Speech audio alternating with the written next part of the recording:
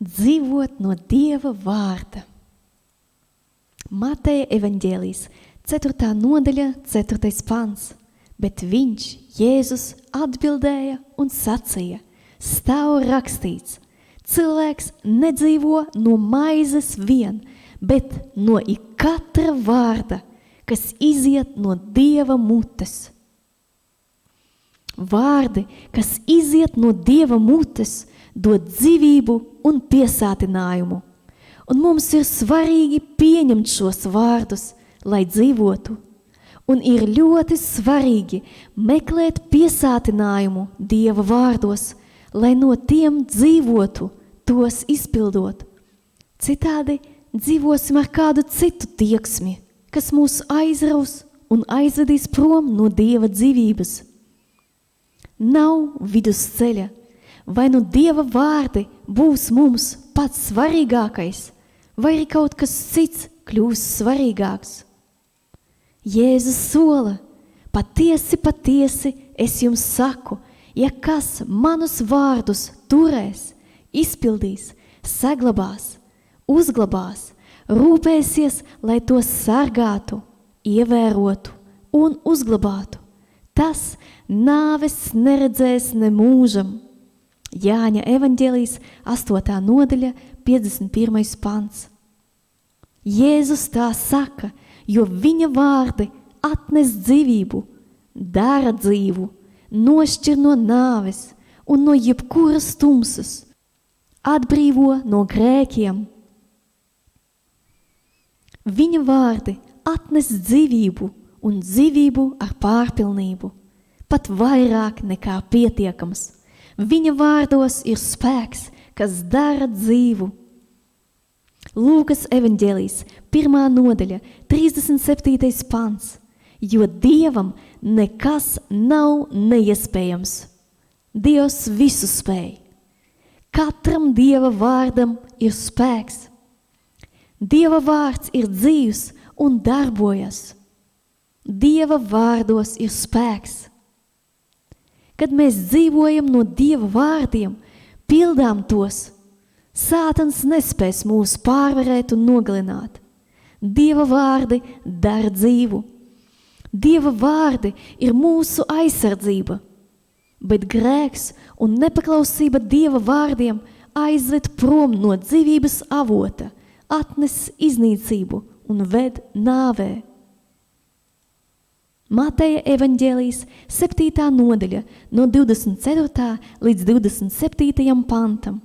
Jēzus Kristus teica, tāpēc ik viens, kas šos manus vārdus dzird un dara, pielīdzināms gudram vīram, kas savu namu cēlis uz klints, kad stipras lietus lija un straumes nāca un vēji pūta un gāzās šim namam virsū, nams tomēr nesabruka, jo tas bija celts uz klints. Un ik viens, kas šos manus vārdus dzird un nedara, pielīdzināms ģeķim, kas savu namu cēlis uz smiltīm.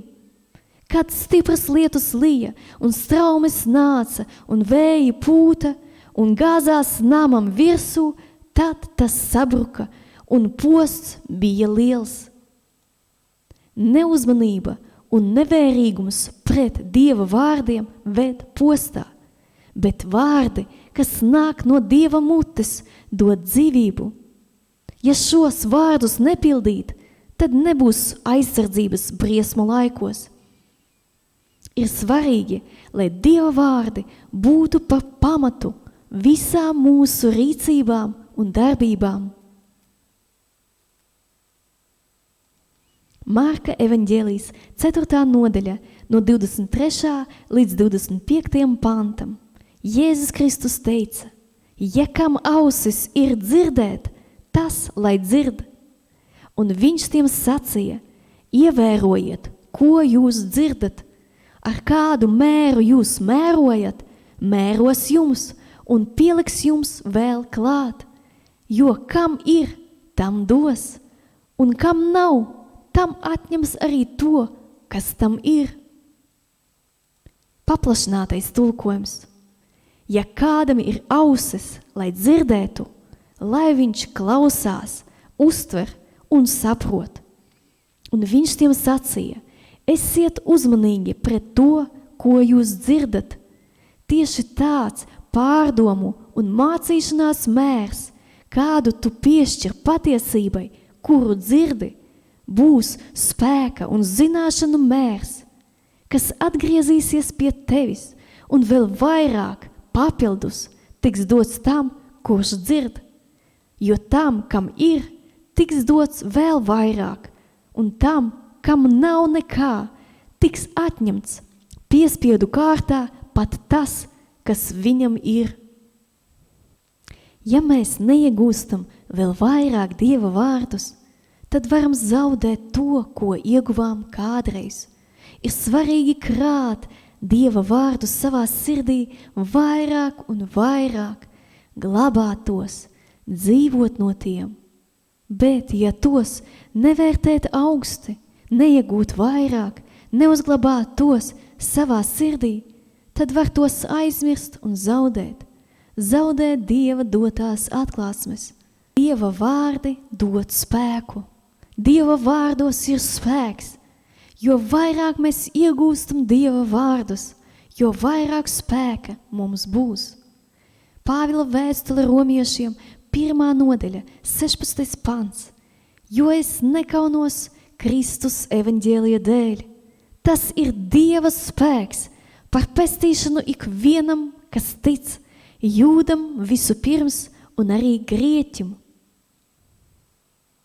Pāvila 1. vēstule korintiešiem 1. nodaļa, 18. pants un no 23. līdz 31. pantam. Jo vēsts par krustu ir ģeķība tiem, kas pazūd, bet mums, kas topam izglābti, tas ir Dieva spēks. Bet mēs sludinām Kristu, krustā sisto, kas jūdiem apgrēcība un pagāniem ģeķība, bet tiem, kas aicināti, tiklap jūdiem kā grieķiem, Dieva spēks un Dieva gudrība. Jo Dieva ģeķība ir gudrāka nekā cilvēki, un Dieva nespēks ir stiprāks nekā cilvēka. Raugait, brāļi, savus aicinātos, nav tur taču daudz pasaules gudro, nav daudz vareno, nav daudz augsti dzimušo. Bet, kas ģeķīgs pasaulē, to Dievs ir izredzējis, lai liktu kaunā gudros. Un kas nespēcīgs pasaulē, to Dievs ir izredzējis, lai liktu kaunā stipros. Un kas pasaulē zems un nicināts, un kas nav nekas, to Dievs ir izredzējis, lai iznīcinātu to, kas ir kas, lai nekas, kas ir miesa, nelielās Dieva priekšā. Pateicoties viņam, esat jūs vienībā ar Kristu Jēzu, kas mums kļuvis par Dieva gudrību, par taisnību, par dzīves svētumu un pestīšanu, lai būtu, kā ir rakstīts, kas lielās, tas, lai lielās ar to kungu. Pāvila 1. vēstule korintiešiem 2. nodaļa no 1. līdz 5. pantam. Un tā arī es, pie jums nākdams, nenācu ar augstu valodu vai gudrību, nesdams jums Dieva liecību, jo es jūsu starpā negribēju neko citu zināt, kā vien Jēzu Kristu un to pašu krustā sistu. Un es ierados pie jums nespēkā, bailēs un lielā nedrošībā. Un mana runa un mana sludināšana nenotika pārliecinošos gudrības vārdos, bet gara un spēka izpausmē, lai jūsu ticība nebūtu pamatota cilvēku gudrībā, bet Dieva spēkā. Jāņa 1. vēstule 2. nodaļa 14. pants. Es esmu jums rakstījis, bērni, jo jūs esat tēvu atzinuši. Es esmu jums rakstījis tēvi, jo jūs esat atzinuši viņu, kas ir no sākuma. Es esmu jums rakstījis jaunekļi, jo jūs esat stipri, un Dieva vārds paliek jūsos, un jūs ļauno esat uzvarējuši. Vēstule ebrejiem, 1. nodaļa, 3. un 4. pants. Tās Jēzus Kristus, būdams viņa, Dieva tēva, godības atspulgs un būtības attēls, nesdams visas lietas ar savu spēcīgo vārdu un izpildījis šķīstīšanu no grēkiem, ir sēdies pie majestātes labās rokas augstībā. Ar to viņš kļuvis tik daudz varenāks par eņģeļiem, cik daudz pārāku par tiem viņš mantojis vārdu. Pāvila 1. vēstule Timotejam, 6. nodaļa, no 9.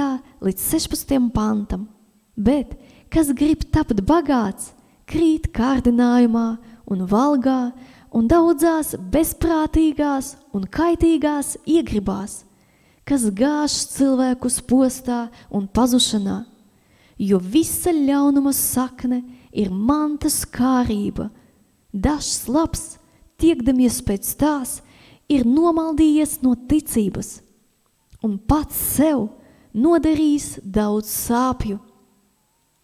Bet tu, Dieva cilvēks, bēdz no šīm lietām, dzenies pēc taisnības, dievbijības, ticības, mīlestības, pacietības, lēnprātības, cīnies labo ticības cīņu, satver mūžīgo dzīvību, uz ko tu esi aicināts, pats apliecinādams labo liecību daudzu liecinieku priekšā. Es piekodinu tev Dieva priekšā, kas visu dara dzīvu, un Kristus Jēzus priekšā, kas apliecinājis labo liecību Poncija Pilāta priekšā, turi šo pavēli neaptraipītu un nenopeltu, līdz mūsu kungs Jēzus Kristus parādīsies savā godībā, ko savā laikā darīs redzami svētais un vienīgais valdnieks, ķēniņu ķēniņš un kungu kungs, kam vienīgam ir nemirstība, kas dzīvo nepieejamā gaismā, kuru neviens cilvēks nav redzējis, nedz arī var redzēt. Viņam lai ir gods un mūžīga vara. Āmen. Cik bieži dienas laikā jūs meklējat piesātinājumu Dieva vārdos?